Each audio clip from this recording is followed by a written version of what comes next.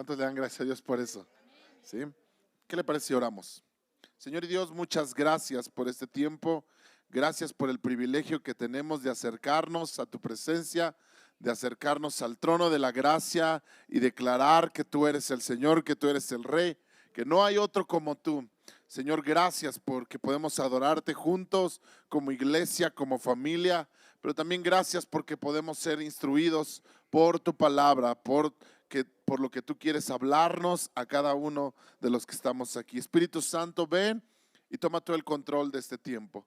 Te lo pedimos en el nombre de Cristo Jesús. Gracias, Señor.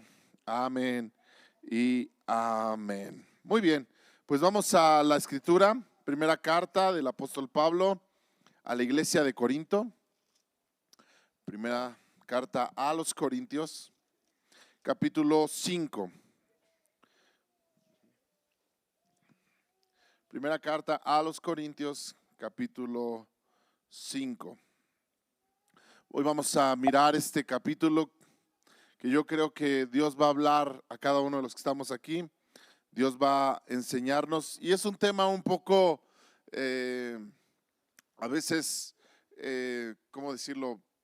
Complicado de tratar o hablarlo, porque de repente no estamos tan acostumbrados, ¿verdad? A escuchar esto.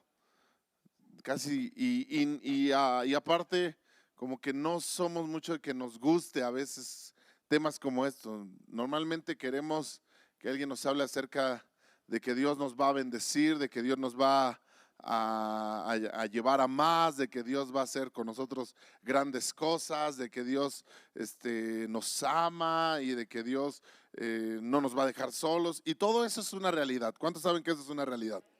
Sí, o sea, Dios nos quiere bendecir, Dios nos ama, Dios quiere llevarnos a más, todo eso es una realidad, Dios nos quiere prosperar, todo eso es una realidad, pero de repente cuando nos topamos con este tipo de pasajes en la Biblia, decimos, ay, eso como que no está tan padre, ¿no? O sea, donde dice que Dios nos quiere disciplinar, creo que hoy no era un buen día para venir, siempre sí me hubiera quedado en mi casa. Pero no es así, porque la Biblia, la Biblia, toda la escritura dice que es inspirada por Dios. ¿Cuánta escritura? ¿Cuánta? Toda. Así que cada palabra que hay en la Biblia, Dios la inspiró. Y dice que es útil para enseñarnos, para redarguirnos, para corregirnos y para instruirnos en justicia. Amén. Entonces, toda la Biblia es esta parte de un todo del que Dios nos quiere hablar. Dios no nada más quiere hablarnos acerca de una área y que podamos nosotros, ¿verdad? ¿Qué pasaría si usted creciera, ¿verdad? Si algunas partes de su cuerpo crecieran más y otras menos. ¿Cómo se vería usted? Pues mal, ¿sí o no? ¿Qué pasa si yo tuviera un super brazo así largo, pero yo fuera así chiquitito? Pues dices que eso no está bien, algo está dañado ahí, ¿sí o no? ¿Está de acuerdo conmigo? Entonces la iglesia no puede crecer nada más para un lado. Por eso toda la escritura es inspirada por Dios. Por eso cada tema que la escritura abarca es importante para nuestro crecimiento. Amén.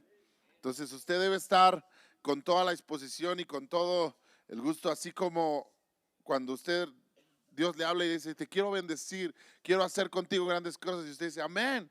También cuando Dios le diga, te quiero disciplinar, quiero que entiendas esto, pues usted igual debe decir, amén, amén.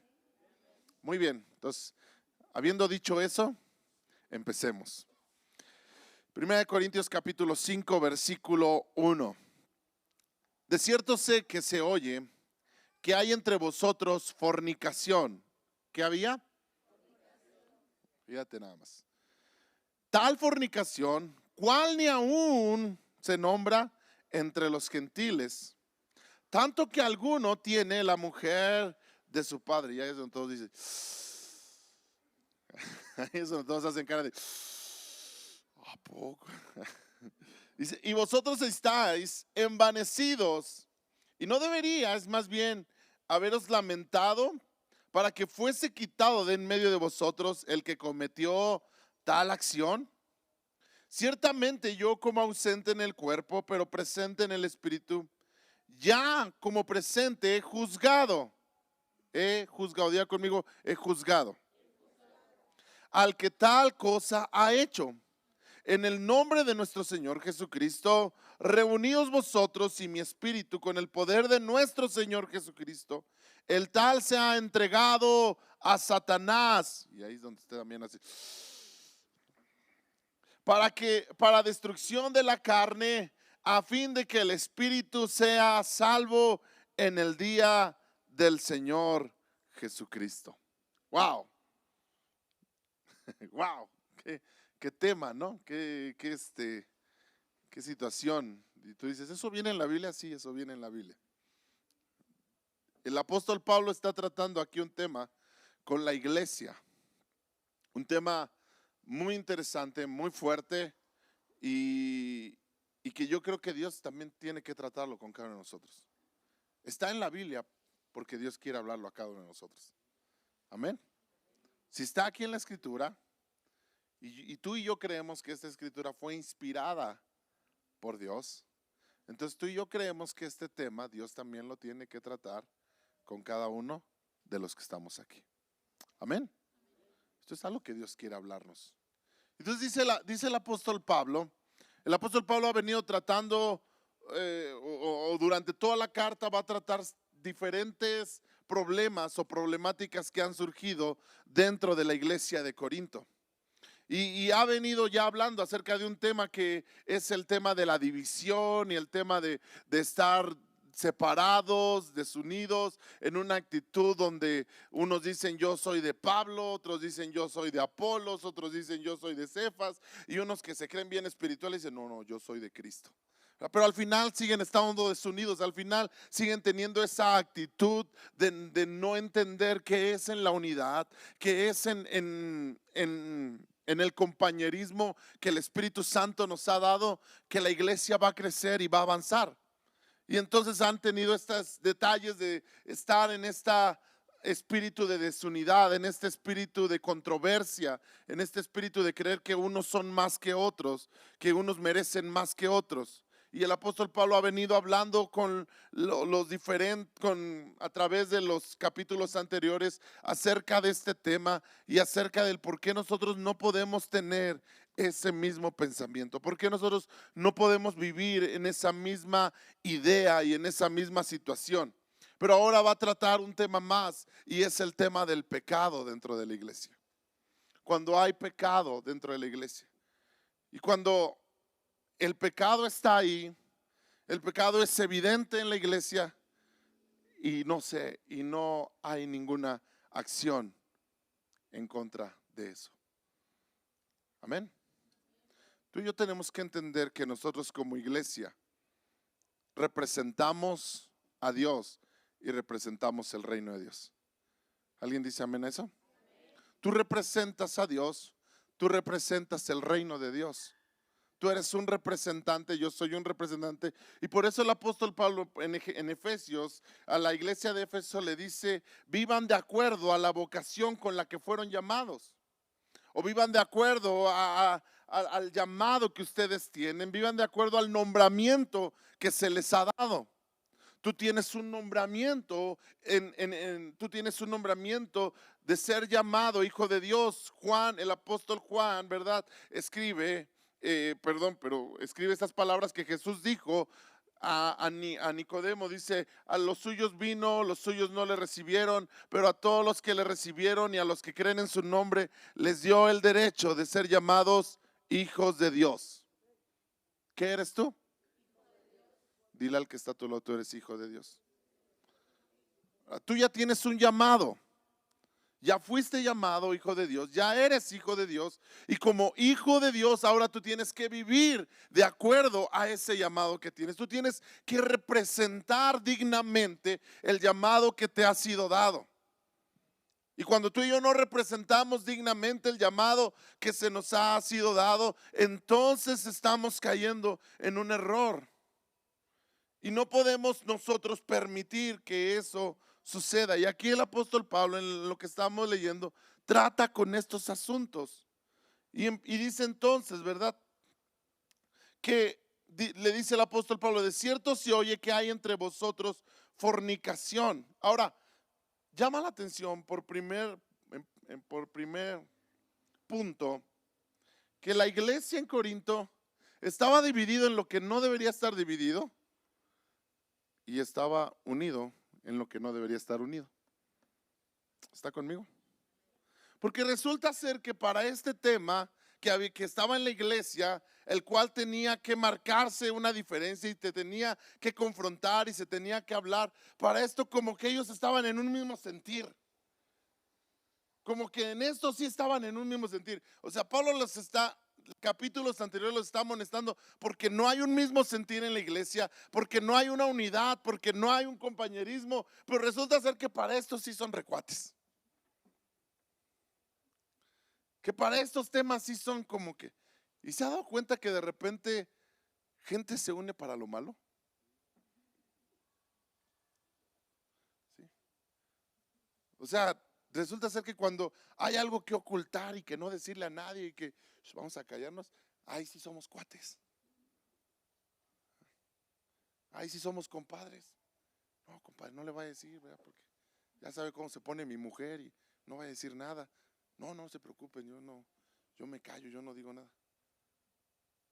Y qué triste es cuando alguien está unido para lo equivocado y para lo que debería estar unido, no hay unidad. Y eso es lo que estaba pasando en la iglesia de Corinto. Y eso es lo que muchas veces pasa dentro de nosotros, que nos unimos a aquello que no nos deberíamos de unir. Hay cosas en las que usted y yo sí tenemos que marcar una separación y bien marcada. Y decir, yo no voy a participar en esto. Yo no voy a ser partícipe de este asunto. No voy a hablar, no por caerles bien, no porque me digan que qué mala onda soy, o que qué grosero, o todo ese tipo de cosas. No por eso voy a ser partícipe de esto que se está haciendo. Si yo sé que esto está mal y está equivocado, yo tengo que marcar una línea, porque soy hijo de Dios. ¿Alguien dice amén? Entonces no te puedes unir, ¿verdad?, en algo que no es correcto. No te puedes unir en algo que no es y que no trae gloria y honra al Señor. Tú no puedes ser partícipe de eso. Dice la escritura en Efesios que más bien que no participemos de las obras de las tinieblas, sino que las reprendamos. ¿Sino que qué? Y de repente tú escuchas en ambientes de iglesia que cuando hay una situación de pecado y ya resulta que sale y todo, y tú investigas un poquito acerca de quién lo sabía, pues parece que media iglesia lo sabía. Pero nadie decía nada. ¿Por qué no decía nada? No, pues yo no quería ser el mala onda. Bueno, eso no pasa aquí, ¿verdad? Eso no pasa en los trabajos. Oye, ¿quién ya sabía que estaban robando en el trabajo? Pues resulta ser que todos sabían, pero que nadie decía nada. ¿Por qué? Porque pues, no, ¿por qué me voy a meter en eso? Todo el mundo sabe que tal anda con tal, que tal hace esto y hace aquello, pero no, pues yo cómo voy a decir algo. Iglesia, nosotros no podemos unirnos en lo que está equivocado. Amén. ¿Alguien está aquí? Tú no te puedes unir ni puedes hacer alianza con el que está haciendo algo equivocado. Y eso es lo que Pablo está amonestando en esta iglesia, que de repente aquí había como alianzas en la iglesia, donde todos nos vamos a hacer de la vista, donde todos vamos a hacer como que no vimos nada. Todos vamos a hacer como que no está pasando nada, como que nadie sabe nada, y así, mira. No. Usted y yo no podemos caer en eso. Y dice Pablo, de cierto se oye que hay fornicación. ¿Qué hay qué? Ahora, ¿qué es fornicación? La palabra fornicación, ¿verdad? La palabra fornicación es una palabra griega que es la palabra porneia. Y porneia quiere decir toda actividad sexual fuera del orden de Dios. En otras palabras, ¿cuál es el orden de Dios para la actividad sexual? El matrimonio. El único lugar donde Dios permite y donde Dios aprueba la actividad sexual es en el matrimonio. ¿En dónde? No hay otro lugar donde Dios apruebe la actividad sexual. Cualquier actividad sexual fuera del matrimonio se llama fornicación. Por eso es que aún una persona que está viviendo con otra persona y no están unidos en matrimonio, esas personas están viviendo en fornicación. Ay, no, ¿por qué lo dice así? Pues porque así es. Amén. Y nosotros no podemos decir otra cosa, no podemos pensar de otra forma. Como hijos de Dios, tú y yo no podemos pensar de otra forma. Cualquier actividad sexual fuera del matrimonio, iglesia, se llama fornicación. Si tú hoy viniste y no estás casado con la persona con la que viniste y tienes actividad sexual con ella, eso se llama fornicación. Y claro, a veces no nos gusta. Por eso le decía que son a veces esos temas que, ay, yo quería que el pastor nos dijera que Dios nos va a bendecir. Sí, Dios te va a bendecir cuando tú entres al orden de Dios. Cuando tú no estás en el orden de Dios, tú no puedes esperar que Dios te bendiga. Amén. Entonces, toda actividad sexual fuera del matrimonio se llama fornicación. Eso incluye pornografía, eso incluye la masturbación, eso incluye la actividad sexual dentro del noviazgo. El noviazgo no es matrimonio. ¿Verdad que el noviazgo no es matrimonio? Entonces, si hay actividad sexual en el noviazgo, eso es fornicación. Eso incluye el adulterio. El adulterio es fornicación.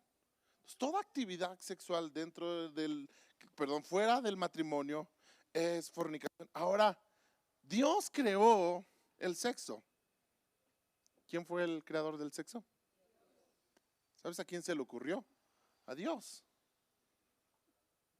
Dios lo planeó, Dios lo diseñó, pero lo diseñó para que existiera dentro de un margen, y ese margen es el matrimonio. La sexualidad dentro del matrimonio es una bendición.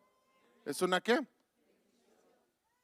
La sexualidad dentro del matrimonio es una bendición, pero fuera del matrimonio la sexualidad es destrucción.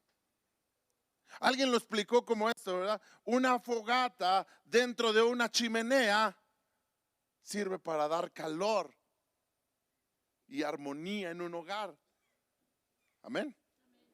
Pero fuego fuera de esa chimenea o fuera de esos límites destruye y daña.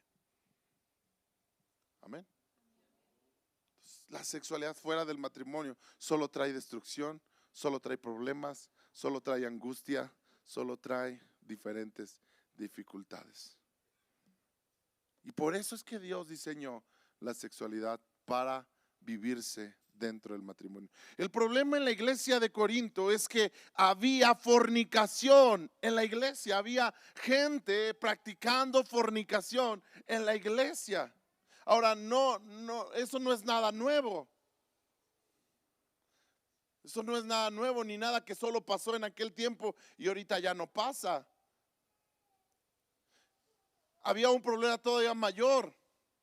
Y el problema que todavía era mayor es que dice que ellos lo sabían y de alguna forma estaban orgullosos de eso. ¡Wow! ¡Qué interesante!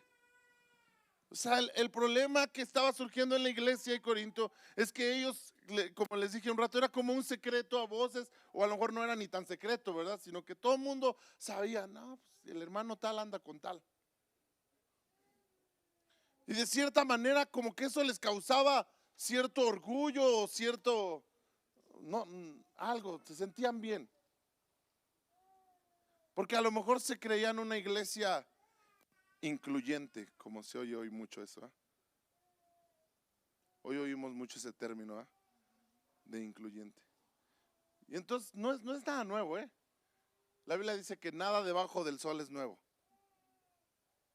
O sea, estamos hablando de hace más de 2000 años. Y son temas que hoy en día siguen pasando. Y entonces el problema de la iglesia de Corinto es que la iglesia lo sabía. Que gente en la iglesia lo sabía. Y no lo veían como tan malo, tan grave. No lo veían como tan preocupante. O sea, ¿para qué exageramos? ¿Para qué somos así tan... Eso ya, no debemos de ser tan anticuados, no. Mis hermanos, Dios es el mismo ayer, hoy y por los siglos. Y lo que Dios dijo que no era correcto, nunca va a ser correcto. No importa cuántos años pasen, no importa cuántos siglos pasen, si Dios dijo aquí en su palabra que no es correcto, nunca será correcto. ¿Alguien dice amén a eso? Y si Dios dijo que es bueno, siempre va a ser bueno. Hebreos dice, honroso es el matrimonio. Entonces quiere decir que el matrimonio siempre va a ser honroso. No importa que hoy en día jóvenes digan, no, eso del matrimonio, ¿para qué? Yo ni me quiero casar. No, el matrimonio es honroso. La fornicación es algo que Dios no acepta. No importa cuántos años pasen, Dios no acepta la fornicación. Y entonces dice, pero no solo fornicación, dice aquí que había una clase de fornicación que ni siquiera afuera, o sea, aún para la gente que no era cristiana, aún para la gente que no pertenecía a la iglesia, era como que, órale, qué fuertes están estos, ¿no? O sea, aún para gente que no entendía. Y ahora estamos hablando de Corinto. Corinto no era como que una ciudad muy recatadita, O sea, Corinto era un lugar donde se practicaba mucho sexualidad, donde había mucha depravación. Había templos dedicados a dioses, ¿verdad? Que tenían que ver con sexualidad y ese tipo de cosas. O sea, era una ciudad así media, en esos temas, liberal. Pero aún ahí dice Pablo, pero esto que está pasando dentro de la iglesia, ni siquiera afuera. Ni siquiera afuera. Y entonces dice en el versículo 2, y ustedes están envanecidos, ¿no deberían más bien estarse lamentando? Y lo que yo creo que es importante aquí que destaquemos es lo que debería causar en nosotros el hecho del pecado. ¿Sabes qué debería causar el pecado? No debería causar así como que, bueno, ya la libré, nadie se enteró. No debería causar como que, bueno, yo no voy a decir nada. No, debería causar un lamento. Diga conmigo lamento. ¿Sabe qué debe causar el pecado en nosotros? Nos debe de doler. ¿Qué problema es cuando no nos duele el pecado? ¿Qué problema es cuando incluso disfrutamos o reímos del pecado? Si usted se entera que alguien está cometiendo algo que no es correcto y no le lleva a que usted le duela eso, sino más bien lo duele así como que, órale, ay, no, esa ni me la sabía. Usted tiene un problema. Porque eso no es lo que debería causar enterarme que alguien está pecando. Si usted se entera que alguien está haciendo algo incorrecto, o si usted ve que alguien está haciendo incorrecto, o si usted mismo está viviendo una vida incorrecta, lo que debería causar es lamento. ¿Sabe qué causó en David cuando él se enteró que Saúl había muerto? Dice que vienen dice la escritura ahí en segundo libro de Samuel, vienen a decirle un informe a David. Uno se escapa de la guerra y viene y le dice a David un informe, y el informe es: ya Saúl murió y murió su hijo Jonatán. Ahora escúcheme, David sabía que la muerte de Saúl muy probablemente representaba su ascenso al trono, porque David ya sabía que él era el próximo rey.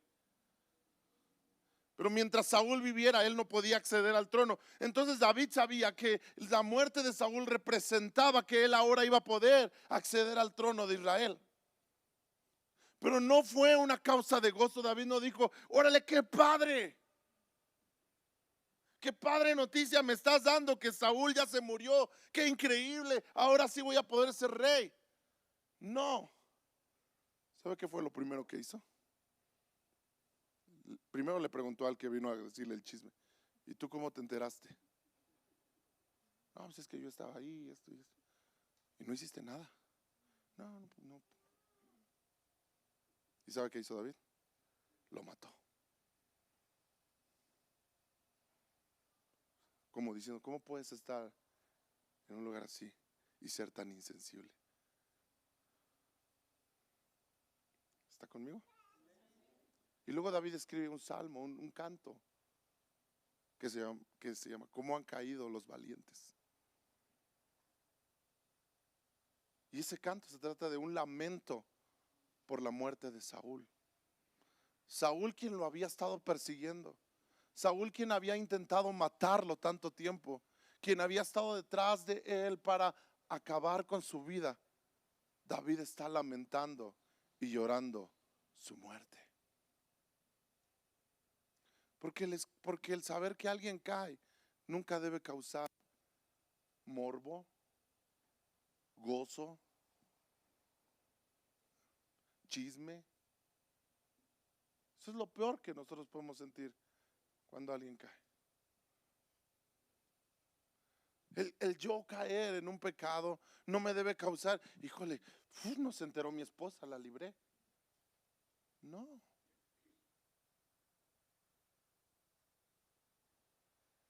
Qué bueno que el pastor ni siquiera lo vio. No. Me debe causar lamento. Me debe causar tristeza. Nos debe causar dolor, iglesia.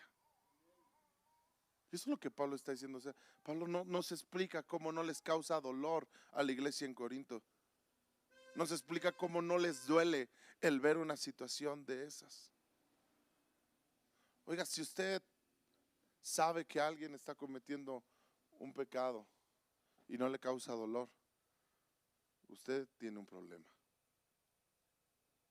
Amén. Nos debe causar dolor.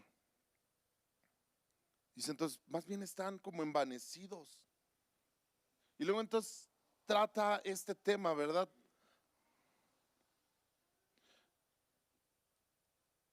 Donde dice aquí: vosotros estáis envanecidos, ¿no deberías más bien haberos lamentado para que fuese quitado de en medio de vosotros el que cometió tal acción? Versículo 3. Ciertamente yo, como ausente en el cuerpo, pero presente en espíritu, ya como presente he juzgado. Y aquí hay otro tema interesante: el tema de juzgar. ¿El tema de qué? Ahora, ¿qué es juzgar? Porque de repente vemos en la Biblia que y nos agarramos todos de ahí. No, Jesús dijo que no juzguemos para que no seamos juzgados. ¿Sí o no? Y de repente decimos: no, eso de juzgar está mal, porque qué feo es que te juzguen. Pero ¿qué está diciendo Pablo? ¿Por qué entonces Pablo dice que él ya ha juzgado esta acción? Bueno, usted y yo tenemos criterio para muchas cosas, ¿sí o no? Cuando usted va al mercado y va y hay ahí el montón de jitomates, ¿verdad? Y usted llega al mercado, ¿a usted le gusta qué? Escogerlos, ¿sí o no? A usted no le gusta cuando le dan de los de atrás, ¿verdad? Porque los de atrás ya están medios aguaditos y feos y ya tienen ahí hasta un gusanito, ¿sí o no? ¿O a alguien le gusta que le den de los de atrás? ¿Usted qué dice? ¿Me deja escogerlos? Y al escogerlos usted aplica un criterio, ¿sí o no? Y ese criterio tiene que ver con cómo es este jitomate, si tiene las características que a mí me gustan, si sirve para lo que yo lo voy a ocupar. Usted aplica un criterio. Y eso es lo que Pablo está diciendo, ¿verdad? Que todos nosotros tenemos que entender que tenemos que aplicar un criterio ante las diferentes circunstancias que vemos. Cuando Jesús habla de no juzgar, se está refiriendo a que no seamos las personas que señalen a otros sin ver. Jesús dijo esto, que no puedes tratar de quitarle a alguien una paja sin darte cuenta que tú tienes una viga adentro. Amén. Entonces cuando Jesús dice no juzgues, se está refiriendo a eso, a que tú estás igual de mal, tú estás en la misma situación, pero estás tratando de decirle al otro que está mal y que tú estás bien.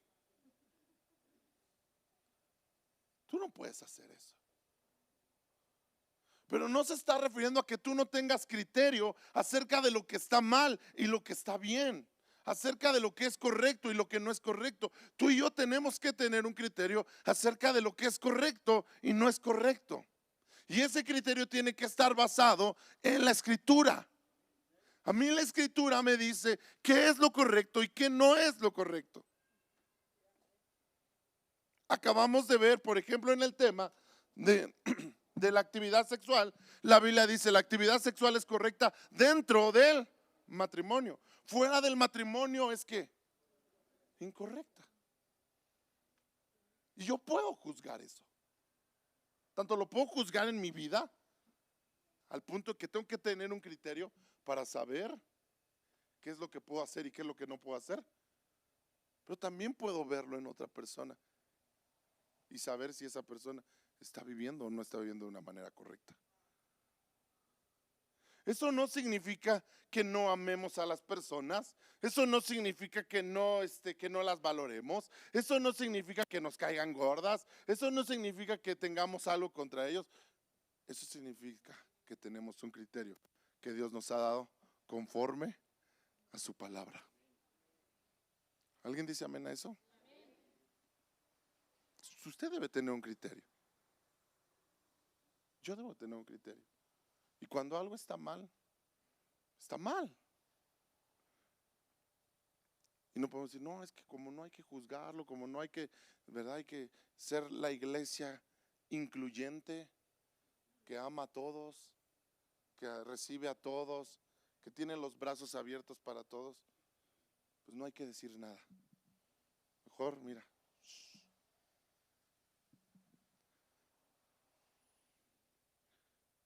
Les dije que era un tema fuerte. Por eso todos están callados y así como que.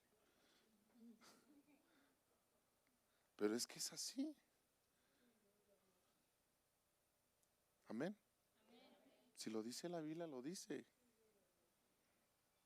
Y no podemos decir, no podemos hacernos, no nos podemos saltar 1 Corintios capítulo 5, ¿verdad? Quisiéramos saltárnosla. No, pues nos saltamos el 5, vámonos a uno que hable más bonito, ¿no? Híjole, el 6 habla acerca también de que no ocupemos nuestro cuerpo para la fornicación. Bueno, también nos saltamos el 6. Híjole, el 7 habla del matrimonio y de que, no, también nos saltamos el 7. Es más, hay que saltarnos 1 Corintios. Vámonos a algo que nos hable bonito. No podemos hacer eso, ¿verdad? Que no podemos hacer eso. Tenemos que hablar de la escritura. Entonces Pablo está diciendo eso, está diciendo, yo ya lo juzgué. Estoy ausente, ¿sabes? Pablo ni siquiera estaba ahí entre ellos. Se enteró por medio de estas cartas que a Pablo le mandan para decirle cómo va la iglesia. Y entonces Pablo se entera por esta situación y recibe este mensaje. Y Pablo dice, pues no estoy ahí con ustedes, pero estoy presente en espíritu. ¿Y qué quiere decir que está presente en espíritu? No es que Pablo haga viajes astrales ni nada de ese tipo de cosas, porque de repente hay quien incluso piensa que aquí, ¿verdad? Ay, Pablo está hablando de que hace viajes, ¿verdad? Espiritistas. No. Está hablando de que él está presente porque la palabra de Dios está presente. Amén. Y si la palabra de Dios está presente en ese mismo espíritu, porque el espíritu de Pablo está ligado a la palabra de Dios. Entonces Pablo dice, no necesito estar ahí, la palabra está ahí. Y por cuanto la palabra está ahí, es como si yo mismo estuviera ahí. Porque lo mismo que les diría, lo mismo que dice la escritura, es lo mismo que yo les diría si estuviera ahí presente. No cambiaría mi discurso, no les diría, ay no, pues ahora como ya los vi aquí de frente, pues me da miedo decirles lo que les tengo que decir, pues mejor no les digo nada. O sea, Pablo está diciendo, lo mismo que les diría, lo mismo que les estoy diciendo aquí a través de esta carta, se los diría de frente. Porque alguien que defiende la palabra no se hace para atrás para caerle bien a alguien. O no busca como que, ay no, para no ofender a...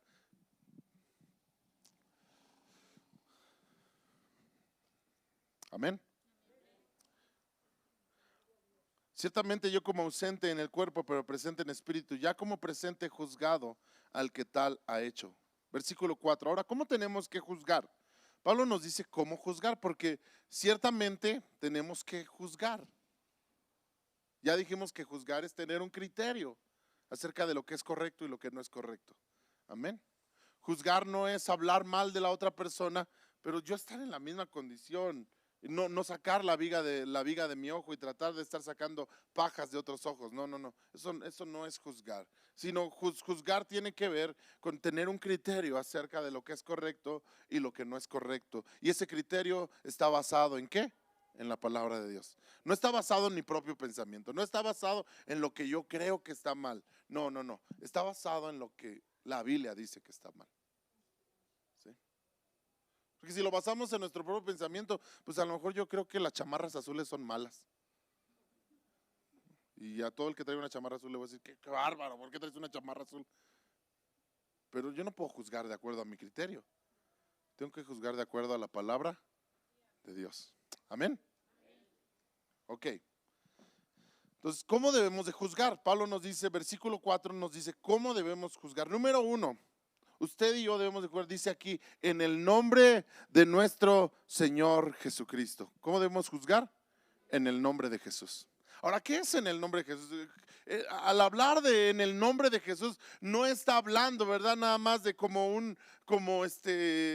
una fórmula secreta ahí que tenemos para que entonces Dios haga lo que queremos que haga. La Biblia dice, Jesús dijo, pidan todo lo que quieran en mi nombre. Y entonces de repente hay gente que entiende eso o interpreta eso como decirle a Dios, ay Dios, pues ¿qué crees que hoy se me antojó? Hoy se me antojó esto, X cosa, ¿verdad? Y lo voy a pedir en tu nombre y yo sé que tú me lo vas a dar. No, sino cuando la Biblia dice que en el nombre de Jesús, o cuando Jesús dice en mi nombre, está hablando en aquello de lo que Él ha hablado. Y lo que Él ha dicho y aquello que expresa su voluntad. Usted no puede pedir algo que no exprese la voluntad de Dios. Amén. O sea, por ejemplo, ¿verdad? Si usted ahorita fuera ahí a la librería, ¿verdad? Y le dice a la persona que tiene la librería, dice el pastor Fernando que me regale todo lo que hay aquí. Que me regale todo lo que hay. La persona que está en la librería le va a decir, yo no creo que el pastor Fernando haya dicho eso. O sea, no es nada más por decirlo. Es porque realmente se conoce la voluntad del que lo está diciendo. No sé si me explico con esto. Sí. Para que yo pueda decir en el nombre de Jesús es porque estoy expresando la voluntad de Dios. Cuando yo pido algo en el nombre de Jesús es porque estoy pidiendo algo que está de acuerdo a la voluntad de Dios.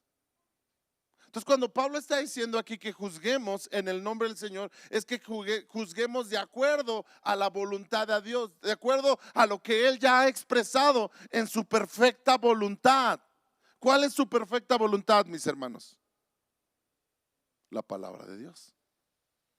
¿Usted cree que este libro es la perfecta voluntad de Dios? ¿Cuántos lo creen? Entonces, todo lo que haya en este libro es la voluntad de Dios para usted y para mí. Amén. Cada palabra que hay en este libro es la voluntad de Dios para usted, es la voluntad de Dios para mí. Así que si yo voy a juzgar algo, lo voy a juzgar de acuerdo a lo que este libro dice. ¿Por qué? Porque esta es la voluntad de Dios.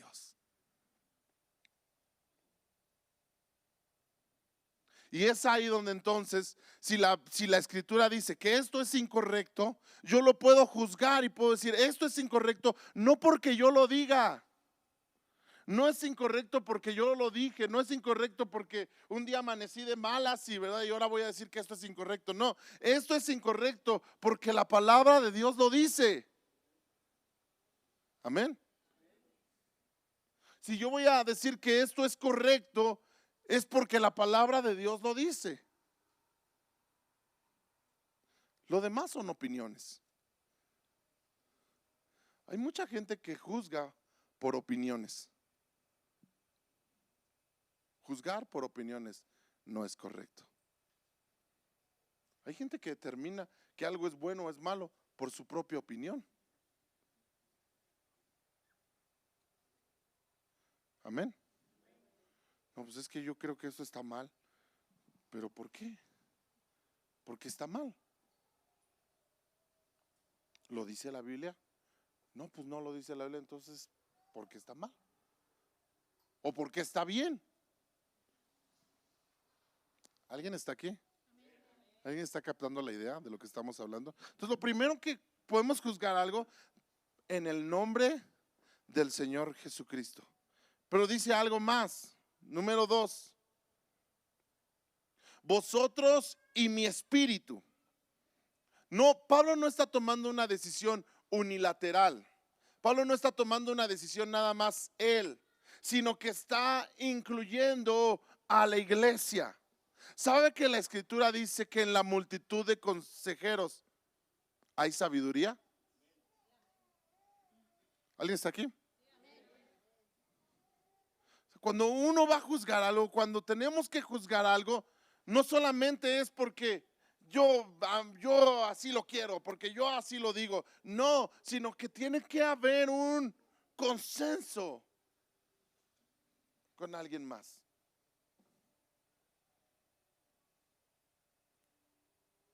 Tiene que haber un consejo. ¿Qué opinas tú de esto? ¿Qué opinas tú? ¿Cómo ves la situación?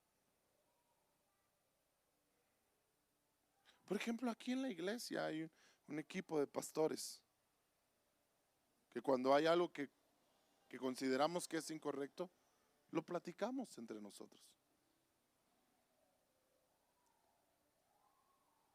Ninguno de nosotros toma la decisión y dice, no, pues yo creo que está mal y órale. Hay una plática.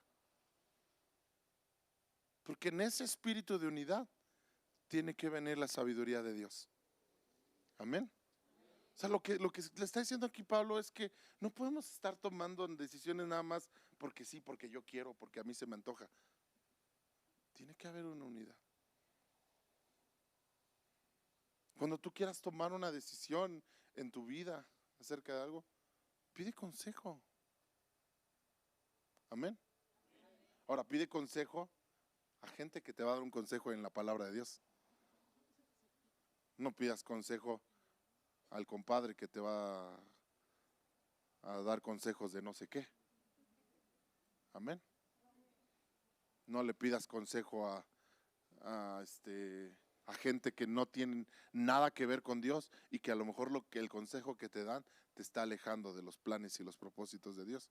O sea, pide un consejo a alguien que te va a dar un consejo que esté basado en la palabra de Dios. Amén. Pero es sano tomar consejos. Pablo dice, ustedes y mi espíritu. O sea, es algo que estamos consensados. La decisión que vamos a tomar, porque aquí se estaba tratando de tomar una decisión. ¿Qué se va a hacer con esta persona que está viviendo así? ¿Qué vamos a hacer con ella? Vamos a seguir permitiendo que esté ahí en la iglesia, que no vamos a seguirnos haciendo como que no pasa nada, como que nadie lo vio. Vamos a seguir participando en esto. Hay que tomar una decisión, está diciendo Pablo. Bueno, entonces hay que hacer un consejo. Y en este consejo hay que tomar una decisión. Amén.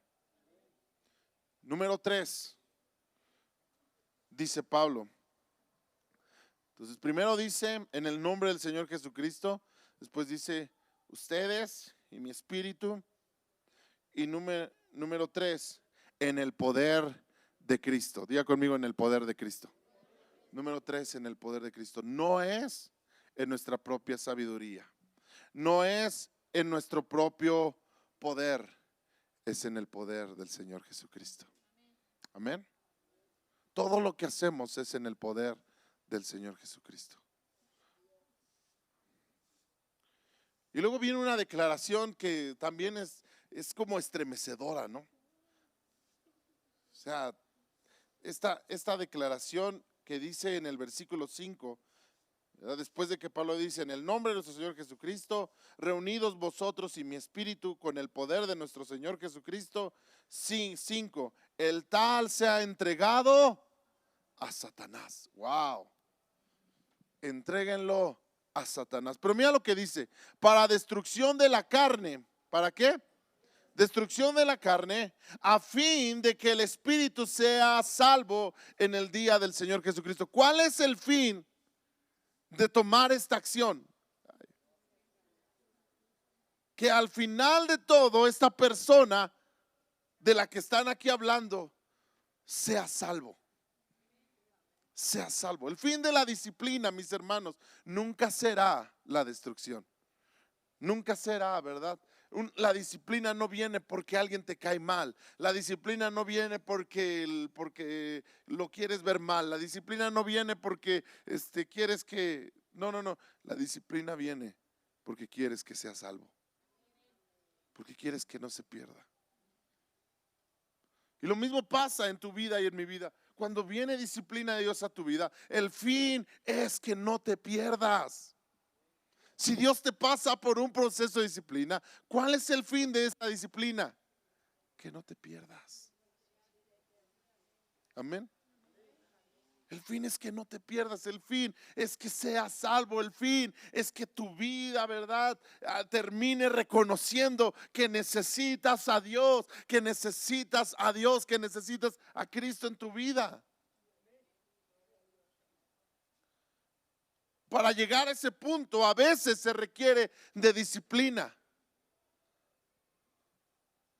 Podemos llegar a ese punto porque lo entendemos, pero podemos llegar a ese punto a través de la disciplina. Ahora, ¿qué es entréguelo a Satanás? Porque de repente estoy así como que muy fuerte, ¿no? Alguien puede pensar que entregarlo a Satanás es hacer así un círculo, ¿verdad? En una casa, ¿verdad? Y poner ahí unas velas y pasarlo ahí en medio y decir, oh Satanás, hoy te entregamos a esta persona. Pero eso no es entregarlo a Satanás. Amén. Eso no es entregarlo a Satanás. ¿Qué está diciendo Pablo cuando dice entréguelo a Satanás? Pablo está diciendo que lo tienen que separar de la iglesia. Lo tienen que. Ahora, ¿qué significa separar de la iglesia?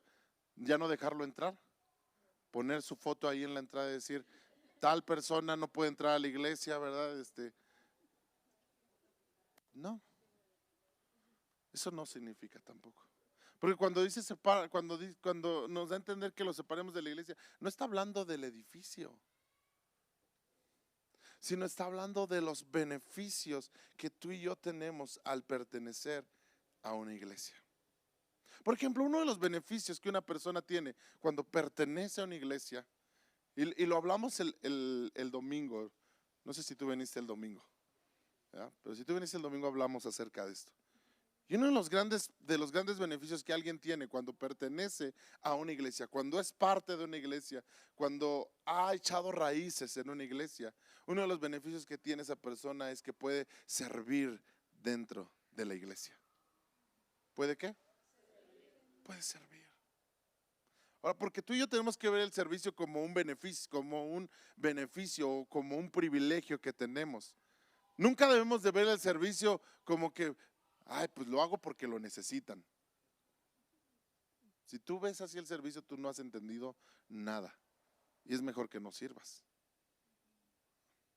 El servicio tiene que ser algo que es un privilegio que yo tengo por haber estado ahí en la iglesia, por ser fiel a la iglesia, por permanecer ahí. Y ahora tengo el gran privilegio de servirle a mi Señor, que me ha dado todo, y de darle a Él un poco de lo mucho que Él me ha dado a mí. Qué privilegio tan grande yo tengo poder venir y ejercer un servicio en la iglesia. Así tendríamos que ver todos el servicio. Y por eso debería ser un anhelo, ¿eh? Aquellos que no están sirviendo deberían estar esperando la oportunidad. ¿Cuándo va a ser la oportunidad para que yo sirva? Porque yo quiero también tener ese gran privilegio. Amén. Bueno, pero cuando tú estás en una disciplina, tú tienes que ser separado de ese privilegio.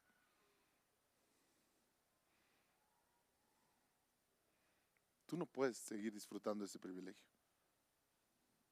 ¿Por qué?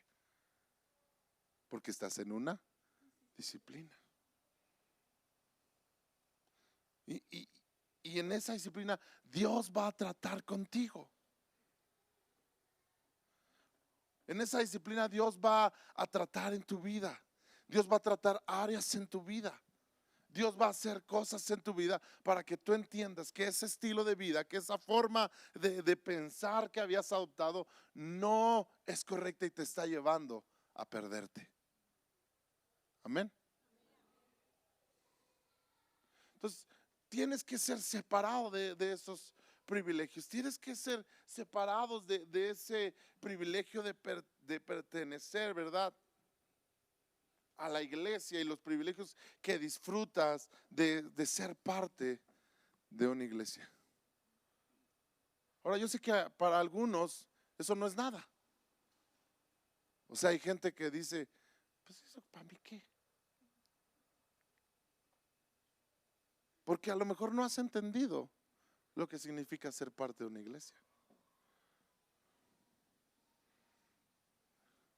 Hay gente que piensa, ay, si a mí no me dejan servir en esta iglesia, me voy a la de allá enfrente. Allá sí me dejan servir. Esa persona no ha entendido nada.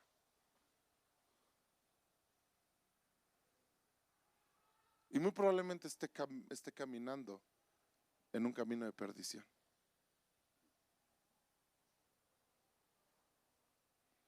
O sea, porque acuérdese que el pecado me debe de doler. Amén. El pecado debe causar dolor en mí. Y si yo le he fallado a Dios, si yo he estado viviendo una vida que no agrada a Dios, y por ello viene disciplina a mi vida, el efecto que eso debería causar es que me duele. No me duele que no me dejen servir, me duele que ofendí a Dios. Y sé que por haber ofendido a Dios, ahora no puedo disfrutar del privilegio de servir.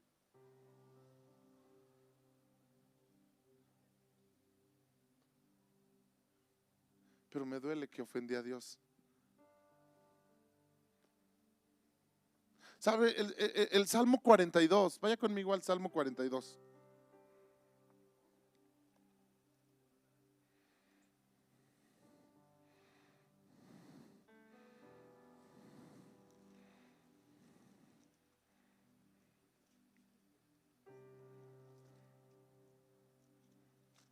Salmo capítulo 42 dice: como el ciervo brama por las corrientes de las aguas, así clama por ti, oh Dios, el alma mía. Mi alma tiene sed, sed del Dios vivo. ¿Cuándo vendré y me presentaré delante de Dios? Fueron mis lágrimas mi pan de día y de noche, mientras me dicen todos los días, ¿dónde está tu Dios? Me acuerdo de estas cosas y derramo mi alma dentro de mí, de cómo yo fui con la multitud y la conduje hasta la casa de Dios entre voces de alegría y de alabanza.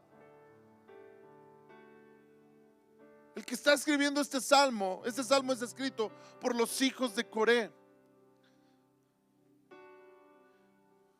Y Coré en algún momento comete un error de haber murmurado, de haber estado en contra. Y por ello Dios dice: ¿sabes qué? Coré y su descendencia ya no van a poder participar. Ellos eran parte de los levitas. Ellos eran parte de la gente que estaba en el servicio en el templo de Dios, en el tabernáculo. Y Dios le dice a Moisés: sabes que los vas a tener que separar. Ellos ya no pueden ser parte. Hazlos a un lado porque van a entrar en esta disciplina. Y uno de los hijos de Coré dice: oh, me duele, mi alma está abatida, como el ciervo brama por las aguas. Así me siento, así me siento vacío, me siento que no estoy avanzando, me siento mal. ¿Cómo me acuerdo de esos días cuando yo era parte de? ¿Cómo me acuerdo de esos días cuando yo estaba ahí en el servicio? Cuando yo era parte del equipo que ministraba. ¿Cómo me acuerdo de eso? Y me duele ahora que no lo puedo hacer. Pero entiendo que esto es parte de la disciplina que Dios tiene en mi vida. Amén. Y eso es lo que está diciendo ahí. Pues este no es un cuate que dice: sí, triste Moy no me deja servir.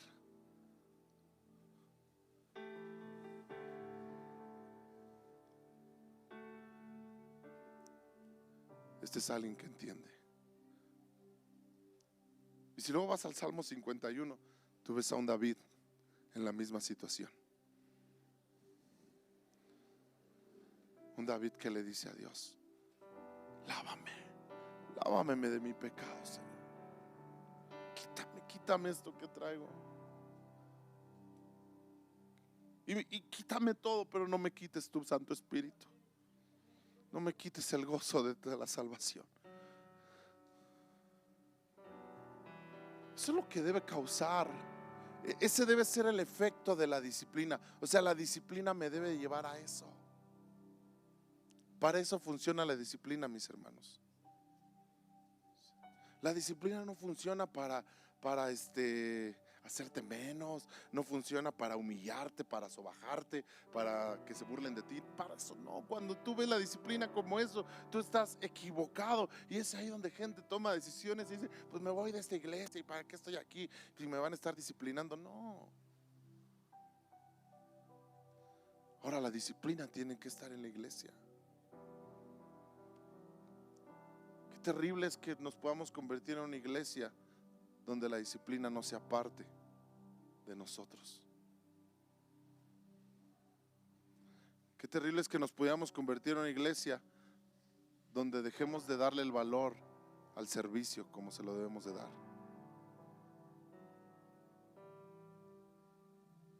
No podemos, iglesia.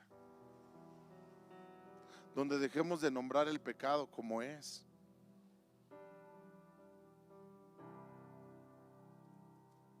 Por eso yo ahorita lo que estamos hablando es así.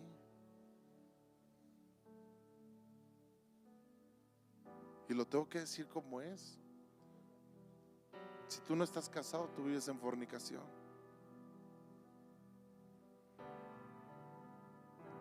Si tú estás de novio con alguien y tienen relaciones sexuales, tú estás en fornicación.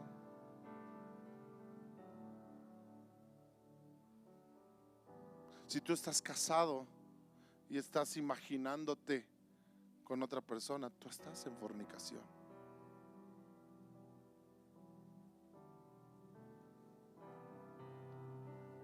Porque no nos podemos convertir en una iglesia que no diga lo que dice la Escritura.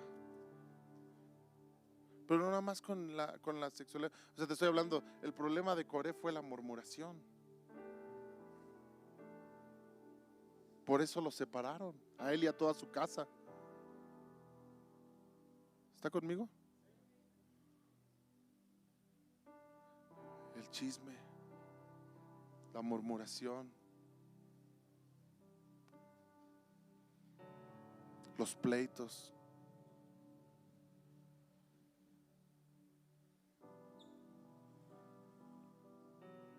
Debemos amar a Dios y lo que Dios ama, y debemos aborrecer lo que Dios aborrece. Amén. Santiago dice: no se pueden engañar. Si eres amigo del mundo, eres enemigo de Dios. Así. Así. Elías, cuando confrontó al pueblo, le dijo: ¿hasta cuándo van a estar con dos pensamientos? Si Dios es Dios, sigan a Dios, y si Baal es Dios, órale, sigan a Baal. Y de repente esa clase de mensajes como que decimos: no, queremos el mensaje que nos diga que Dios nos ama. Mis hermanos, ahí Dios nos está diciendo que nos ama, porque no quiere que nos perdamos, porque no quiere que ninguno se pierda, sino que todos procedan al arrepentimiento. Entonces, cuando Dios nos disciplina con su palabra, cuando Dios nos dice algo fuerte, es porque nos está diciendo: te amo, hijo, te amo, hijo. No quiero que te pierdas. No quiero que te vayas con tus pensamientos envanecidos. Quiero que entiendas cuánto te amo, y que si necesito disciplinarte, lo voy a hacer porque te amo. Amén. ¿Por qué no nos ponemos de pie?